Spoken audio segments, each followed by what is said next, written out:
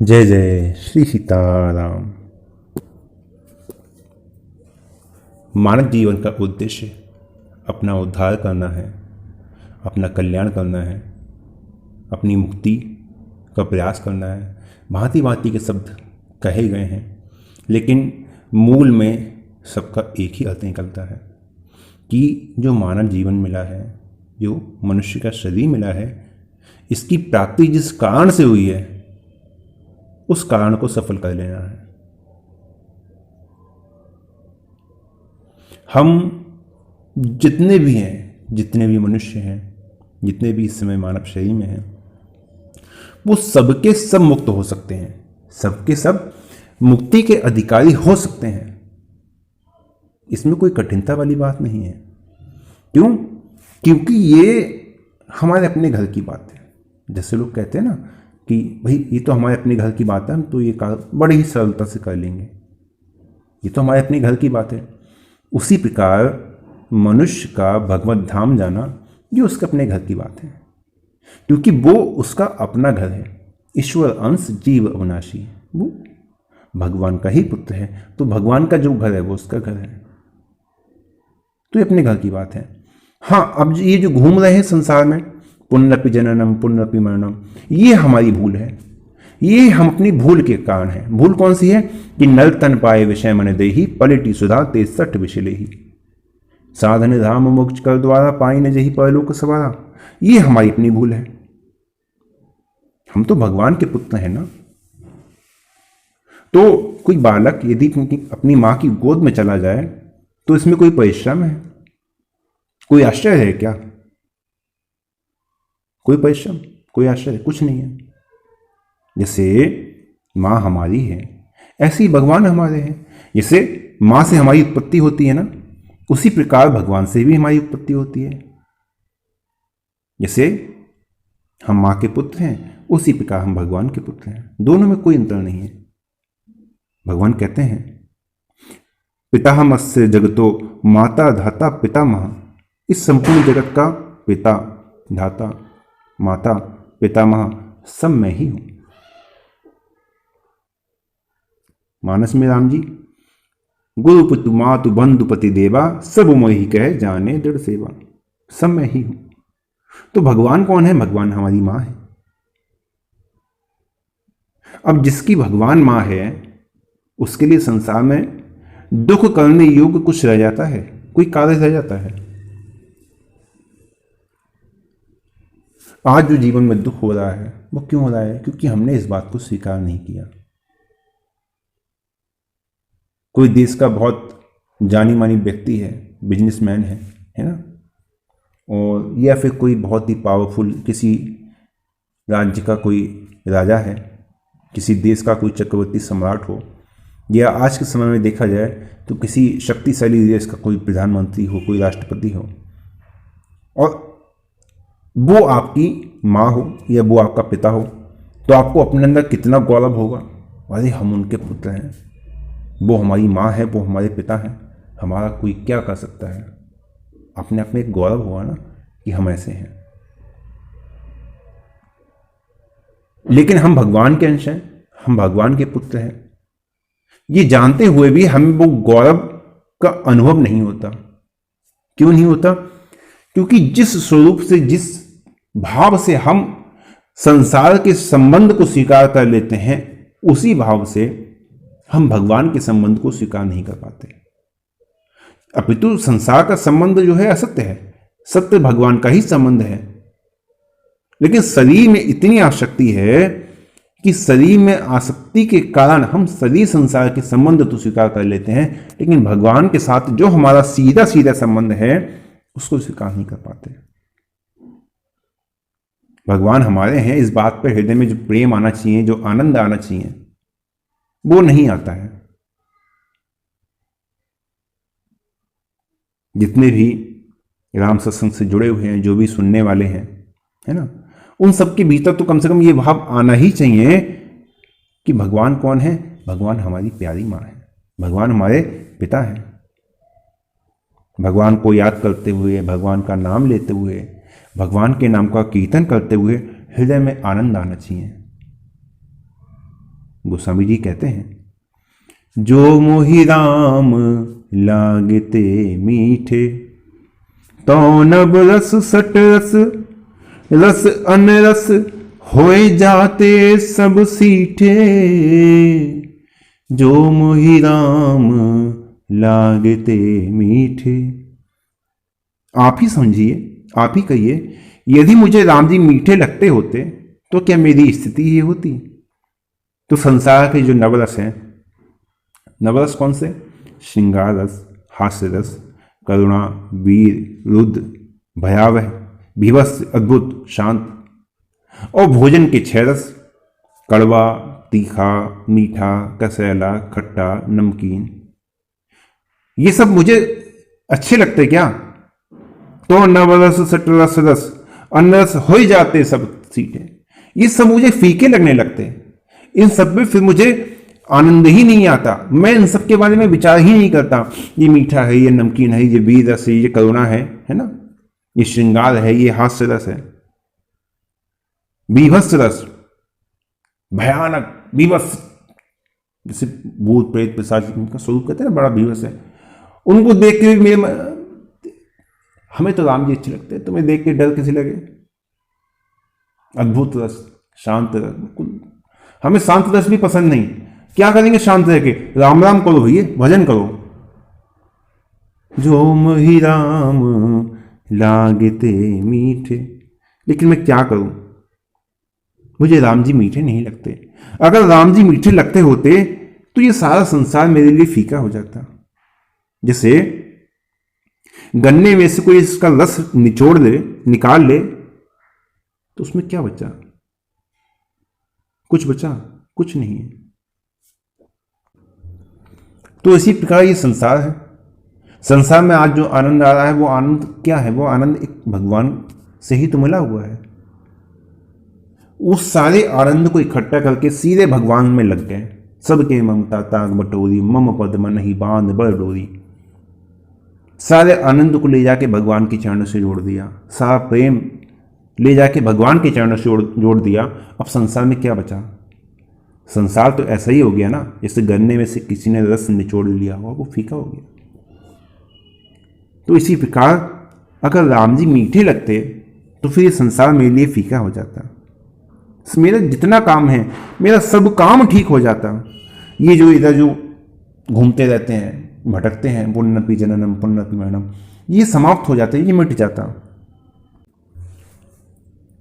हमें तो ये जन्म मृत्यु के बंधन से मुक्त होना है। और हमारा अपना जो घर है ना, भगवान का घर, भगवत धाम, वहां जाना है। अब ये कठिन इसलिए हो गया है क्योंकि हमने इसमें कठिनता मान रखी है कि बड़ा कठिन है, कैसे जाएं, कैसे पहुंचें, क्या साधन करें, क्या प्रयत्न करें। हमारा मन ये स्वीकार करता ही नहीं है कि हम भगवान के हैं। हम कहाँ जाएंगे? हम अपने घर जाएंगे। बस इतनी सी बात यदि हृदय में बैठ जाए तो भगवत धाम की प्राप्ति हो जाएगी। लेकिन इसमें वैसे कोई कठिनता है नहीं। जैसे माँ की गोदी में जाने में कोई कठिनता है? जो भी बालक है वो बैठ सकता है, और प्रत्येक बालक को माँ की गोद का अधिकार है, सबको है। उसी प्रकार जड़ चेतन जगदीप जग, जो भी है संसार में, सबको भगवान की प्राप्ति का अधिकार है, और भगवान सबको प्राप्त हो सकते हैं। सब भगवान का प्रेम प्राप्त कर सकते हैं, है ना? क्यों? क्योंकि हम उनके ही हैं, इसलिए उनको प्राप्त करना कोई नई बात नहीं है। उनके नहीं होते तो प्राप्त करना कोई बड़ी बात होती, लेकिन उनके हैं तो उनको प्राप्त करना कोई बड़ी बात नहीं है। हाँ, संसार में जो जन्म ले रहे हैं, मर रहे हैं, ये नई बात है हमारे लिए। और इसमें संसार की कामना सहायक है, और भगवान के लिए संसार की कामना बाधक है। जो संत हैं, जो महात्मा हैं, जो भगवान के तत्व को जानते हैं, जो भगवान के तत्व को स्वीकार कर चुके हैं, जो भगवान की सत्ता को स्वीकार कर चुके हैं कि हम तो भगवान के हैं, वो अपने घर पहुंच गए। उन्हें तो पता है कि हम तो अपने घर पहुंच गए हैं। अब वो बस इकट्ठा कर रहे हैं अपने घर ले जाने वालों के लिए कि चलो भी, तुम भी चलो। वास्तव में यदि देखा जाए तो वो ही वास्तव में अपने घर के रहने वाले हैं। हम लोग तो भटक ही रहे हैं। सब यहीं घूमने वाले हैं। लेकिन चाहे कहीं चले जाइए, किसी लोक में चले जाइए, जैसे कोई यात्री है, वो चाहे किसी भी अच्छे से अच्छी स्थान पर चला जाए और चाहे किसी भी बुरे से बुरे स्थान पर चला जाए, जब तक वो वापस लौट के अपने घर नहीं आता तब तक उसको शांति नहीं मिलती। उसका जी जलता रहता है, बस क्या हो कैसे हो, बस मैं अपने घर पहुंचूं, है ना, मैं अपने घर पहुंचूं। उसका जी हमेशा जलता रहता है, हमेशा घर का स्मरण बना रहता है। अरे ये साधारण सी जो बात है, ये भी तो हमारे हृदय में नहीं बैठती। ये बात भी तो हमारे हृदय में नहीं बैठती कि मुझे अपने घर जाना है। हर समय उस घर का चिंतन भी तो नहीं रहता कि कम से कम मैं अपने घर का चिंतन कर सकूं कि मुझे वहां जाना है। कैसी स्थिति है। इसलिए आप लोगों से मेरी यही प्रार्थना है कि भगवत धाम जाने की चेष्टा करो। नहीं जा सकते हैं, खुद को इतना सामर्थ्यवान नहीं समझते हैं, तो कम से कम अपने घर का स्मरण तो करो कि मुझे अपने घर जाना है। घर पहुंचने पर जो आनंद होता है वो रास्तों में भटकने से नहीं होता। बाहर, घर के बाहर देखिए लोग जाते हैं तो क्या है, तकलीफ ही तकलीफ है। किराए का मकान, सब बाहर का माहौल, आसपास के सब अनजान लोग, कितनी सब तकलीफ होती है। कोई जान पहचान वाला नहीं, कोई जानने वाला नहीं। उसी प्रकार संसार है, कष्ट ही कष्ट है ना। मैं और मोल तोलते माया, जही बस कीने जीव निकाया। माया ने वशीभूत कर रखा है और वो ही बस गो गो चाहे जाहे लगे मैंने जाए, सो सब माया जाने हुए, इसी उसने चक्कर में फंसा रखा है, मैं मेरा तू तेरा। वो निकलना नहीं देना चाहती। तो यहां तो परेशानी ही परेशानी है, यहां तो सुख है ही नहीं। लेकिन घर पहुंच गए तो आनंद ही आनंद है। इसलिए घर पहुंचने की बड़ी आवश्यकता है, क्योंकि वहां पहुंच गए फिर कुछ नहीं करना है, आना जाना कुछ नहीं सोचना।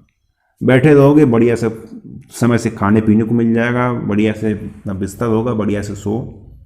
कोई चिंता रहती है क्या? नहीं रहती ना। बस ऐसा हो जाए तो ये मानव जीवन सफल हो जाए। साल बात कहें तो देखिए, अब कहे जाए कि तो भगवान का जो धाम है, भगवान का जो घर है, वो हमें मरने के बाद मिलेगा या जीते जी प्राप्त हो जाएगा? तो भी ऐसी बात नहीं कि मरने के बाद ही मिले। जो सुख बाद में मिल सकता है वो सुख आज भी मिल जाएगा। क्यों? उसका कारण यह है कि हरि व्यापक सर्वत्र समाना, वो सब जगह है, सर्वत्र है। संसार तो है ही नहीं ना, संसार तो है ही नहीं। जो कुछ है भगवान ही है। बस उस जो कुछ है भगवान ही है, बस इतनी सी बात यदि ग्रहण कर ले तो चाहे कहीं जिए कहीं रहें, फिर स्थिति सदा भगवान में ही बनी रहती है। और जहां ये स्थिति बनी, फिर ये आना जाना, ये सब का सब आना जाना सब समाप्त हो जाएगा। हमने स्वीकार कर रखा है, इसीलिए ही दुख पा रहे हैं। केवल स्वीकार कर रखा है, ये मेरा शरीर है, ये मेरा परिवार है, ये संसार है। यहां तक कि जीवन भर भजन किया, जीवन भर सत्संग किया, जीवन भर संतों के बीच बैठे, उसके बाद भी जब मृत्यु आई तो क्या कहने लगे? अरे मैं मर जाऊंगा, मैं मर जाऊंगा। क्या? ये पशुता छोड़िए, आप पशु नहीं हैं। ये शरीर पहले नहीं था आपका, पीछे है ना, पीछे मिला है और अब ये समाप्त, ये छिनने वाला है। ये आप नहीं हो, तुम पहले नहीं थे, है ना, कि तुम जो है इससे पहले पैदा हुआ तुम मर रहे हो। तुम पहले भी ये शरीर रूप नहीं थे। जीवन में भजन किया, सत्संग किया, और अभी भी यही स्थिति है, हाय मैं मर जाऊंगा, मेरी स्थिति। अपने स्वरूप को ध्यान करो, तुम कौन हो? ईश्वर, अंश, जीव, अविनाशी। तुम अविनाशी जीव हो। जो अविनाशी है वो कैसे मर जाएगा? जब इस प्रकार से पशुता को स्वीकार कर लेते हैं, संसार को स्वीकार कर लेते हैं, तो संसार के जो गुण धर्म है, संसार के जो दोष हैं, वो सब लागू हो जाते हैं। जब लागू हो जाते हैं तो वही पाप पुण्य बनकर हमें जकड़ लेते हैं, वही पाप पुण्य फिर भोगना पड़ता है, पुण्य पी जनन पुण्य पी मरण। जहां ये अनुभूति हो जाएगी कि हम तो भगवान के अंश हैं, ये शरीर तो उपयोग के लिए मिला है, संसार में जो समय है उसको उपयोग कीजिए, भगवान का भजन कीजिए, तो सीधे भगवत धाम की प्राप्ति। कोई कठिनता है ही नहीं, कोई कठिनता नहीं है। हम तो स्वयं निर्मल हैं, शुद्ध हैं, पवित्र हैं। हाँ, अपने ऊपर जबरदस्ती हमने मल को आरूढ़ कर रखा है कि हम मलिन हैं। हमारे तक पाप पहुंचता नहीं है, आत्मा तो दोनों से परे है ना, तो हमारे तक तो पाप पहुंचता नहीं है ना पुण्य पहुंचता है ना पाप पहुंचता है। हम तो शुद्ध हैं, मुक्त हैं। क्यों? कि भगवान के अंश है, तो भगवान के सदृश हैं। हमें बंधन नहीं है, तो फिर हमें बांधने वाला कौन है? हाँ, बंधन मान रखा है, बंधन जो मान रखा है, बस ये जो मान रखा है ना, इसको समाप्त करना है। सत्संग करने से, नाम जप करने से, गंगा जी में स्नान करने से, उपवास करने से पाप नहीं रहते, बिल्कुल स्पष्ट बात है। चाहे वो आपको ज्ञात हो चाहे अज्ञात हो, दोनों प्रकार के पाप नष्ट हो जाते हैं। लेकिन फिर भी आप अपने में पाप मानते हैं। अरे नहीं, अभी गंगा जी में स्नान करके आ रहे हैं, कोई कहेगा भाई साहब अभी मर जाओगे, मुक्त हो जाओगे। क्या बताएं यार, ये तो कैसे बताएं? अरे जीवन, अरे अभी गंगा स्नान करके आ रहे हो, पाप तो छूट गए, लेकिन तुमने पाप को स्वीकार कर रखा है कि नहीं मैं तो पापी हूं। जब पाप को तुमने ही पकड़ रखा है तो पाप तुम्हें क्यों छोड़ेंगे? पाप नहीं छोड़ेंगे। आप गंगा जी में स्नान करके, नाम जप करके, है ना, अपने आप को निर्मल नहीं समझते, पाप रहित नहीं समझते, शुद्ध नहीं मानते, आप जबरदस्ती पापों को पाले रखे हो, जबरदस्ती पापों को रखे हुए हो, तो पाप क्यों छोड़ेंगे? जैसे गांव देहात में देखा होगा ना, गांव में भैंस होती है, पानी में रहती हैं, तो भैंस को जब मच्छर काटने लगते हैं ना, तो पानी में डुबकी लगा लेती है, लेकिन जैसे ही पानी से बाहर आती है मच्छर वापस चिपक जाते हैं। ऐसे ही अब पाप तो तुम्हें छोड़ देते हैं, पाप तो तुमसे दूर हो जाते हैं, लेकिन जहां तुम्हारे मन में आया अरे हमारे तो पाप नष्ट नहीं हुए, बस ऐसा मानते ही पाप देखते ना, बस हो गया, काम हो गया, पाप झट से तुम्हारे पास फिर चिपक जाते हैं, क्योंकि तुमने तो उनको स्वीकार कर रखा है ना। अरे तुम ये नहीं मानते हम भगवान के हो गए, हम भगवान के हैं, हम तो भगवान के धाम जाएंगे। तुम तो ये मानते हो हम पापी हैं, हम पाप करते हैं, हम तो नरक जाएंगे, हमारा कल्याण कैसे होगा, हमारी मुक्ति कैसे होगी, हाय राम हे राम, ये हुआ वो हुआ, ये से पाप बने वैसे पाप, ये सब सोचते रहते हैं। कभी ये नहीं सोचते कि नाम की महिमा कितनी है, उस नाम को हम दिन रात जीवन से जप रहे हैं, फिर भी हम सोचते हैं अरे हम तो पापी हैं, अरे हम तो पापी हैं, हमसे तो पाप हुए हैं। वास्तव में पाप को तुमने पकड़ रखा है, पाप ने तुम्हें ही नहीं पकड़ा, तुमने पाप को पकड़ रखा है। तो हमारा काम बस इतना है कि जो अपना है उसे पकड़ लो, और जो अपना नहीं है उसे छोड़ दो। अपने कौन है? अपने भगवान है। और संसार क्या है? संसार अपना नहीं है। तो जो अपना नहीं है उसको छोड़ दो, और जो अपना है उसको पकड़ लो। बस इतने से ही काम हो जाएगा, कुछ करने की आवश्यकता नहीं है, इतने से ही काम हो जाएगा। अहम त्वां सर्व पापेभ्यो मोक्षयिष्यामि मा शुचः।